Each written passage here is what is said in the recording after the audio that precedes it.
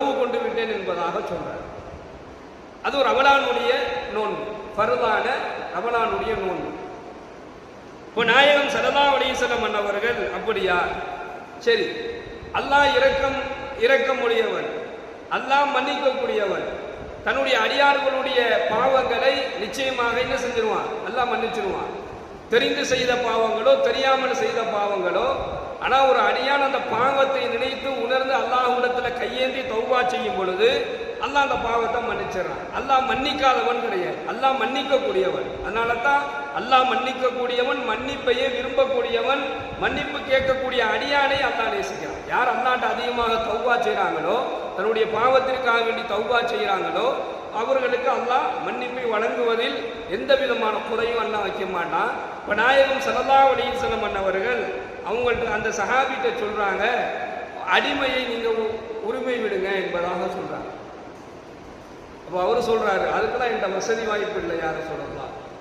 சரி, தொடர்ந்து 2 மாதங்கள் நோன்பு வைக்கணும்.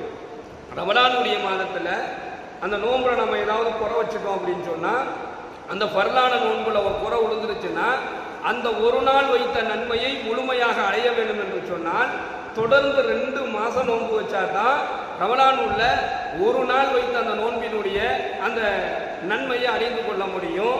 3வது 60, அதுவும் முடியலை, தொடர்ந்து 2 மாதம் நோன்பு வைக்கிற அளவுக்கு உடல்ல பலம் இல்லை அப்படின்னு சொன்னா ஒரு 60 ஏழைகளுக்கு என்ன செய்யணும், உணவு வழங்கணும். இதுதான் ஷரத்து.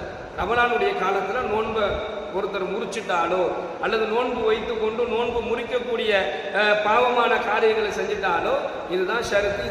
இதை செய்யணும். கண்ணியமிக்க அல்லாஹ்வின் நல்லடியார்களே, சகோதரர்களே, இது ரொம்ப ஒரு கடுமையான ஒரு குற்றம் தான். அது நோன்பை வைத்து கொண்டு இந்த பாவம் செய்வது ஒரு கடுமையான குற்றம் தான்.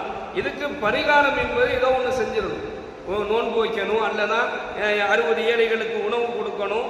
ஏன்னு சொன்னால் இந்த நோன்பு இருக்குது, ரமலானுடைய நோன்பு எப்படி அல்லாஹ்விற்கு உரியதோ அதே போன்று ரமலான் அல்லாத காலங்களில் வரக்கூடிய நாம் வைக்கக்கூடிய நோன்புகளும் என்ன செய்யுது, அல்லாஹ்விற்குரியதாக தான் இருக்குது. வேறு எந்த நோக்கத்திற்காக வேண்டி நாம் நோன்பு வைக்கல. ரமலானுடைய மாதத்தில் நோன்பு வைப்பது அல்லாஹ்விற்காக வேண்டி, ரமலான் அல்லாத காலங்களில் சுன்னத்தான நஃபிலான நோன்புகள் வைப்பதும் என்ன செய்யப்படும், அந்த நோன்புல கவனமாக இருக்கும். அது எந்த நோன்பாக இருந்தாலும் அந்த நோன்புல ரொம்ப கவனமாக இருக்கணும். இப்போ இந்த நோன்பிற்கும் துவாவிற்கும் அல்லாஹ்ட்ட கேட்கக்கூடிய தௌபாவிற்கும் என்ன சம்பந்தம் அப்படின்னு சொன்னால், நோன்பு வைத்த நிலையில் ஒரு நோன்பாளி அல்லாஹ்விடத்தில் எதை கேட்டாலும், அவர் எதை பிரார்த்தனை செய்தாலும் அந்த பிரார்த்தனை உடனடியாக அல்லாஹ் அங்கீகரித்துக் கொள்றான்.